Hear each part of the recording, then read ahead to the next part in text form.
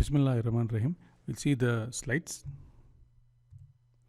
See, this course talks about, here is a different, here it's given a course outline is given here. Chapter 1, it talks about introduction and definitions of project management. Introduction, definition of project management. Then it talks about strategic planning, success elements, the need for project management, how you plan your work and work your plan. So this all deals with this chapter 2. Then chapter 3, product selection and project life cycle. So how it goes, how the project proceeds. So it is actually the project life cycle. Then project planning and schedule cost, like it is time constraint. It talks about budget, finance. Then it talks about risk management as life threats. How you safeguard the project life threats, how you save it. Then project control from project managers or from the project coordinators, how they control the projects to be on track, etc.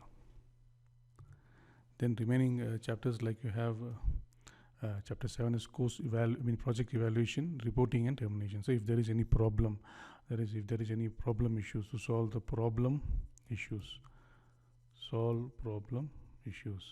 Then project organization, how the way hierarchy level is the control, like it talks about how to manage it smoothly. Okay, then project roles and responsibilities. So what are its objectives, what are its objectives to be fulfilled. Then how to be quick enough to complete the task. Then it talks about international management, like how it is like a brand international, that is foreign brands and their role in project management. Okay, then project information system. So how you tackle with available information, that is IT, information system methods, to meet the project objectives, that is goals.